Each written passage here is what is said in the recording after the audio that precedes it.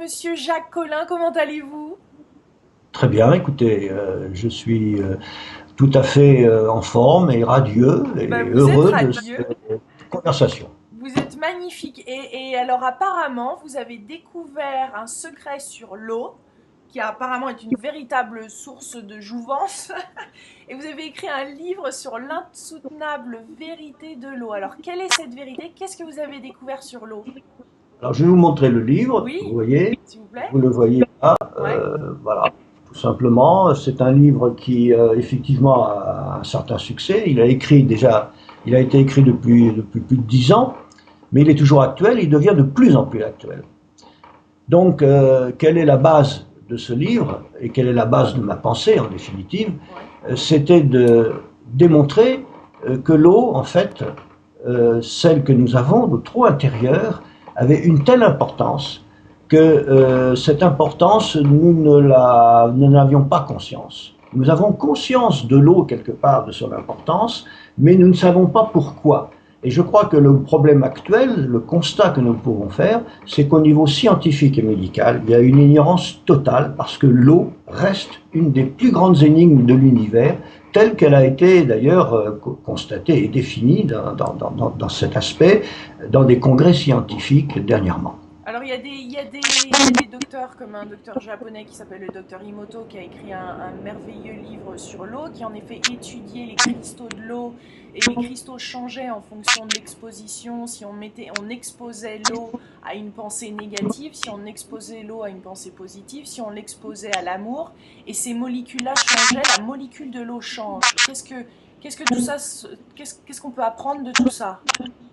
Ben là, c'est un très long apprentissage. Ouais. Il faut savoir que le trésor que nous avons en nous, cette eau intérieure, nous n'en faisons rien. Non seulement nous n'en faisons rien, mais nous buvons des mauvaises eaux. Et effectivement, ces eaux-là nous mettent sur des terrains de dégénérescence et de maladie. Mm. Mais savoir que Masuro Emoto a pu démontrer, et il n'y a pas que lui, que l'eau avait un pouvoir réflecteur, c'est-à-dire un pouvoir de non seulement de capter l'information, mais de la réémettre. Mm. Et par conséquent, il a pu démontrer par différents systèmes, la pensée, la musique, les vibrations, les ondes, etc., que l'eau était sensible, non seulement à tout ce qui était vibrationnel, mais aussi à la pensée pure. C'est-à-dire qu'à partir du moment où il y a une pensée, eh bien, l'eau va en être sensibilisée. Alors, il faut savoir que si l'eau permet effectivement, la pensée permet de sensibiliser l'eau, nous qui sommes constitués de 70% d'eau, vous voyez que ce trésor, il va falloir effectivement, je dirais, le préserver par tous les moyens. Mm. Alors, le moyen, bien sûr, c'est d'en boire, bien entendu. Ouais. Et de savoir que ce capital énorme de cette eau, eh bien, est un résonateur qui est en constante communication avec, je dirais, tout le cosmos. Alors, alors, Au niveau, apparemment, on est en train de parler d'une intelligence. L'os aurait une intelligence propre. l'eau n'a pas une intelligence propre au sens strict du mot, mais elle véhicule cette D'accord. intelligence. Et cette intelligence, si vous voulez, c'est un peu notre conscience. Et cette conscience est reliée à des univers que, effectivement, nous ne voyons pas. Et comme le disait Saint-Ex, hein, l'essentiel est invisible à nos yeux. Et l'eau est strictement la capacité de pouvoir être le récepteur de cette invisibilité des Alors, je suis choses. sûre que vous êtes horrifié par l'eau qui est en train de se vendre en commerce. Qu'est-ce qu'il faut regarder sur une bouteille d'eau? Est-ce qu'il y a quelque chose à regarder sur l'étiquette? Est-ce que il y a quelle eau on Oui. pourrait acheter qui serait une Alors bonne voilà, eau? toutes les études qui sont faites actuellement prouvent que les eaux qui nous sont données, je ne parle pas des eaux de distribution urbaine qui sont effectivement dites potables mais qui sont extrêmement mauvaises en définitive au niveau de notre biologie, mais les eaux minérales qui sont des eaux minérales, autant elles ont des vertus à la source, autant une fois captées et mises en bouteille, tous les minéraux se désactivent, floculent et effectivement l'information n'y est plus. Hmm. Par conséquent, vous n'avez plus que des minéraux bruts. Or, l'homme est incapable d'assimiler des minéraux bruts. Ce n'est pas en buvant des eaux minérales qu'on se minéralise. bien au contraire. Donc ça a été démontré. Parce qu'il y a des minéraux, là, ils nous disent sodium, sulfate, hydrocarbonate, calcium, 58%. Qu'est-ce que ça veut dire ça? Bah, tout ça, ce sont des ions qui se promènent là-dedans, si vous voulez, en suspension, qui sont dissous dans l'eau. Mais il faut savoir que notre biologie ne peut pas effectivement absorber ce calcium. Si vous voulez avoir des minéraux, il faut que ces minéraux soient végétalisés. C'est-à-dire, c'est à travers les légumes, les fruits, les algues, etc., les céréales, que vous allez absorber ces minéraux parce qu'ils sont biologiquement, je dirais, biocompatibles, comme on dit. Donc vous voyez, on est très loin. Donc là, c'est, par exemple, là, Contrex, il nous raconte du n'importe quoi, là, c'est du marketing pur. Ben, c'est du marketing, c'est surtout un énorme mensonge, parce que, en définitive, ce que vous buvez là, effectivement, ce sont des minéraux qui sont absolument pas du tout biodisponibles, comme on dit. Ce sont des minéraux bruts. Or, ces minéraux bruts, le corps ne sait qu'en faire, ou il n'en assimile qu'une infime partie. Donc le reste va rester effectivement plus ou moins en stase, comme on dit, dans les milieux extracellulaires, et va donc de ce fait saturer complètement notre eau intérieure. Et cette eau intérieure ne pourra plus rien faire. Or l'eau, n'oublions pas, est l'autoroute de toute l'information de notre corps, au niveau aussi bien électrique, électronique, vibrationnel, ondulatoire, et aussi par la pensée, qui est effectivement au sommet de la pyramide. Donc tout redescend, si vous voulez, en cascade harmonieuse, et l'autoroute est là, c'est l'eau, qui va effectivement apporter toutes ces informations au niveau cellulaire. Donc là, on lui apporterait des mauvaises informations avec des eaux comme ça, si je comprends bien. On lui apporte non seulement des mauvaises informations, mais ce sont des informations négatives, parce que effectivement, les minéraux qui vont s'installer dans notre corps vont encrasser complètement tout notre organisme. Et d'où les problèmes qui sont dus effectivement à des ingestions d'eau extrêmement minéralisée, d'eau en bouteille, j'entends. Et je répète que ça n'a rien à voir avec les cures que l'on fait à la source, où les eaux sont tout à fait différentes. Et là, donc, il faut regarder résidus. Alors, résidus secs. Alors, les résidus secs. 2078 mg par litre. C'est bien ça? Combien? 2078 mg par litre. Alors, évidemment, c'est une aberration. Ça voulait dire qu'effectivement, vous allez boire par litre d'eau 2000 mg de minéraux qui vont s'entasser dans votre corps, que vous cherchez à éliminer, c'est-à-dire que vous allez éliminer ça par une duresse d'élimination, c'est-à-dire vous allez uriner, bien entendu, donc buvez, éliminez, mais vous éliminez les minéraux que vous avez bu. Donc ces minéraux-là ne sont absolument pas du tout utilisables par le corps. Alors je vous l'ai expliqué, ce sont par les végétaux, etc., les légumes, etc. On a fait des expériences, on sait très bien pourquoi. Et tout ça, c'est dû effectivement au fait que, si vous voulez, quand on compare un ion calcium végétal et un ion calcium minéral, hein, eh bien, chimiquement, il n'y a aucune différence. Mais par contre, si on fait ce qu'on appelle une électrophysiologie, on voit que l'ion calcium, je dirais végétal, a une couronne électronique extrêmement large, rayonnante, flamboyante, vous voyez, alors que l'ion minéral, calcium, si vous voulez, minéral, n'a rien, ou pratiquement rien. Donc, en fait, on se nourrit avant tout de vitalité. Cette vitalité est fournie par un système électronique. Et comme je vous disais, l'eau, effectivement, qui sont de l'hydrogène, de l'oxygène, la tierce personne là-dedans, ou élément qui est extrêmement important pour la vie, c'est l'électron. Alors vous avez écrit 2 livres, hein. Il y a un livre plus scientifique et donc il y a un livre qui est donc votre dernier ouvrage plus sur les vérités de l'eau. Bon, alors si les gens veulent en découvrir plus sur l'eau, je les encourage vraiment à lire vos livres, bien sûr, parce que c'est un sujet qui est quand même fascinant. Mais auriez-vous un dernier conseil par rapport à l'eau qu'on achète, par exemple? Est-ce qu'il y a des marques, il y a des comment on pourrait obtenir? Parce que quand même, Dr Imoto disait lui, par contre, qu'on pouvait écrire amour ou gratitude ou d'autres mots qui en fait changer la molécule de l'eau. Donc est-ce que ça c'est possible aussi?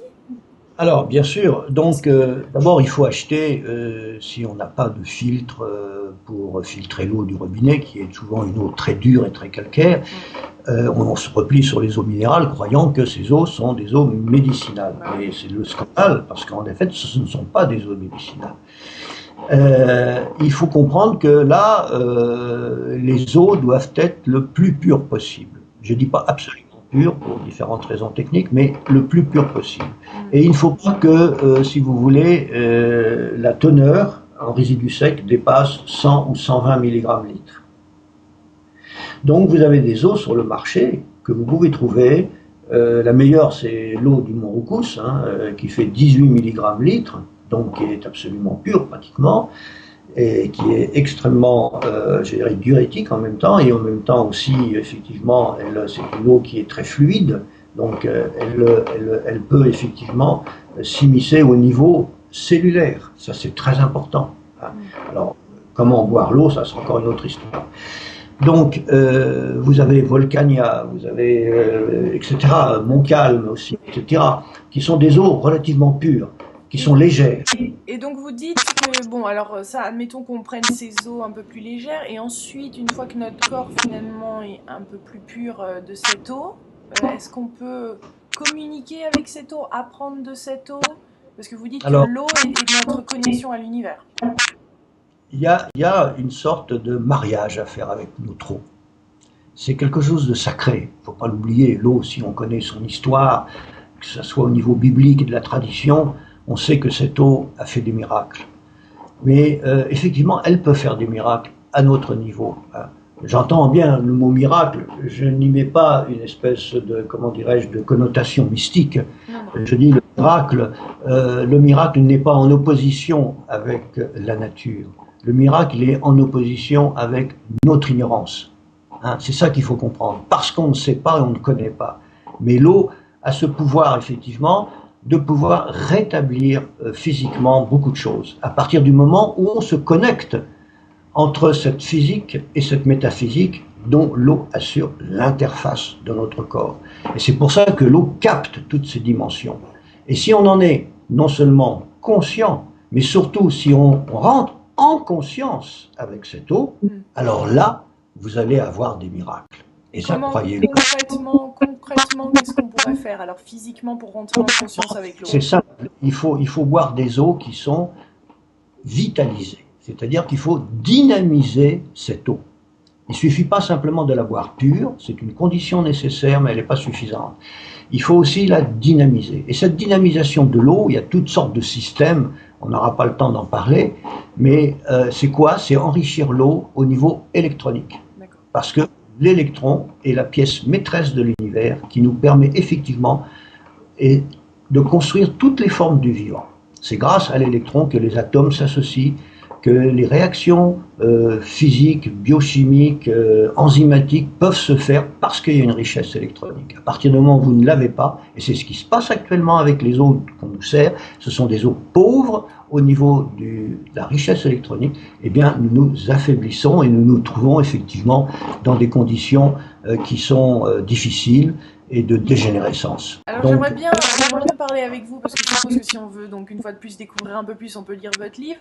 Mais vous, quel est donc vous avez cette connaissance de l'eau, vous appliquez tout ça, vous buvez de l'eau qui est minéralisée, qui est électronisée, je ne sais pas comment on dit, mais et quel est le résultat pour vous de tout ça? Quel est votre quotidien? À quoi votre quotidien ressemble? Eh bien, il y a plusieurs résultats. Il y a d'abord la résultante première, c'est une amélioration de votre biologie. Parce que votre corps, effectivement, va pouvoir, effectivement, réactiver toutes sortes de réactions métaboliques qu'il perdait par son vieillissement, par sa dégénérescence. C'est pas autre chose que la maladie, c'est la perte de réactions métaboliques. Vous n'êtes plus capable de les faire parce que vous n'avez plus cette richesse électronique. Et cette richesse électronique permet effectivement, sous différents, à travers des paramètres électriques bien précises, qu'on appelle la bioélectronique, eh bien, permet effectivement de réveiller en quelque sorte ces réactions que vous avez perdues. Donc, c'est là votre adjouvance, vous voyez. Petit à petit, ça se fait comme ça. Et quand vous la buvez, il faut la boire à jeun. Entre les repas, jamais au repas. La meilleure eau à boire, c'est le matin en vous levant, n'est-ce pas? Vous êtes à ce moment-là vide, si je peux dire. Vous avez 12 heures où vous n'avez pas mangé. Donc cette eau va faire éruption, si je peux dire, dans votre tractus, hein, dans votre tube digestif et dans votre estomac et dans le côlon et va être immédiatement diffusée au niveau sanguin. Donc tous les problèmes cardiaques, tous les problèmes de thrombose, énormément, sont dus au fait que les gens ne boivent pas assez d'eau et de la mauvaise eau. Donc finalement, votre médicament est l'eau. Pardon? Vos médicaments sont l'eau. Ben, c'est le médicament miracle, mais c'est même mieux qu'un médicament, c'est le principe de vie. Hein. C'est à cause de l'eau que nous vivons, c'est tout. Hein. C'est mieux qu'un médicament. Donc, se marier avec l'eau, c'est être en constante, je dirais, communication avec cette eau. Et quand vous buvez un verre d'eau, je dirais, le fait même que vous y pensez, vous la conscientisez. Et à ce moment-là, c'est un effet amplificateur. Donc tout ça, il faut l'acquérir. Ça ne se fait pas du premier jour. C'est un travail personnel, c'est un travail qui devez faire vous-même, hein, et c'est un travail de compréhension et surtout d'élargissement de votre conscience. Et à partir de là, c'est un effet, si je peux dire, rétroactif, je dirais. À la fois, l'eau permet une santé au niveau biologique, mais de cette biologie, effectivement, vos récepteurs vont être beaucoup plus sensibles à recevoir justement la pensée et à pouvoir l'exprimer. Par conséquent, comme je vous l'ai dit, les mondes métaphysiques sont là. Et ces mondes métaphysiques, nous, au niveau physique, nous sommes que la résultante, hein, par toute une succession, je dirais, de systèmes informationnels, le monde physique est créé de cette façon-là. Hein. Et comme l'on sait maintenant, d'après les dernières découvertes que nous avons faites au sujet de la matière, que les scientifiques se sont réunis pour nous dire que la matière n'existait pas. Alors vous voyez un peu l'histoire. Ça veut dire que nos atomes et nos molécules ne sont que des points d'énergie et d'information.